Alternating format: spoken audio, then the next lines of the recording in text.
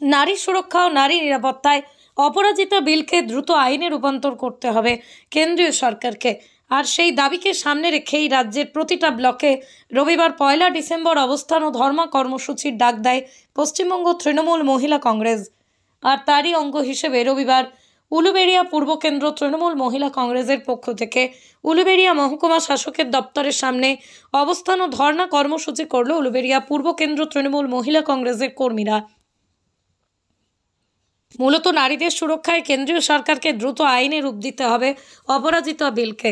আর সেই দাবিকেই সামনে রেখে উলুবেড়িয়া পূর্ব তৃণমূল মহিলা কংগ্রেস কর্মীদের এই অবস্থান কর্মসূচি। আর উলুবেড়িয়া পূর্ব কেন্দ্র তৃণমূল মহিলা কংগ্রেসের এদিনের এই কর্মসূচিতে উপস্থিত ছিলেন উলুবেড়িয়া পূর্ব তৃণমূল মহিলা কংগ্রেসের সভানেত্রী শুক্লা ঘোষ, ছিলেন উলুবেড়িয়া পৌরসভার একাধিক ওয়ার্ডের মহিলা কাউন্সিলরদের, পাশাপাশি উলুবেড়িয়া পূর্ব তৃণমূল মহিলা কংগ্রেসের একাধিক নেতৃত্ব, পাশাপাশি বহু কর্মী সমর্থক।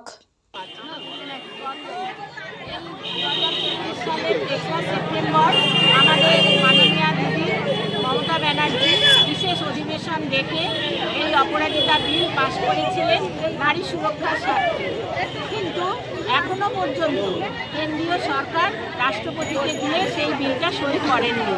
তার জন্যই আজকে আমরা রাস্তায় নেমেছি। এই উলুবেড়িয়ার রাজপথ আমরা অতিক্রম করেছি। এক ঐতিহাসিক মিছিলের মাধ্যমে তৃণমূল মহিলা কংগ্রেস রাস্তায় নেমেছে। আমাদের ধর্নায় বসেছিলাম।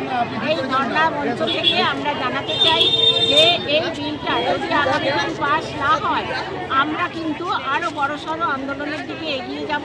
কারণ দিদি আমাদের শিখিয়েছে আন্দোলন করতে। এরপরে দিদি বলেছে যে কিছুদিন অপেক্ষা করবে, তারপরে আমাদের এমএলএ এমপিদের দিল্লিতে পাঠাবেন এবং সেইখানে রাষ্ট্রপতির কাছে পাঠাবেন যাতে করে রাষ্ট্রপতি বিলটা সই করেন। এর থেকে 2000 মহিলা অংশগ্রহণ করেছে। তারা যে স্ব ইচ্ছায় এসেছে যে এই বিলটা যাতে পাস হয়। আগামী কর্মসূচি আমাদের সব সময় আমরা পথেই থাকি, মানুষের পাশে থাকি। অনেক কিছুই দিদি প্রকল্প রচনা করেছেন, যা কন্যাশ্রী, রূপশ্রী, স্বাস্থ্যসাথী সব কিছুই পরিষেবা সবাই পাচ্ছে। এবং আগামী দিন আমরা এই অপরাজিতা বিল যাতে করে পাস হয় তার জন্যে আরও বড় কর্মসূচি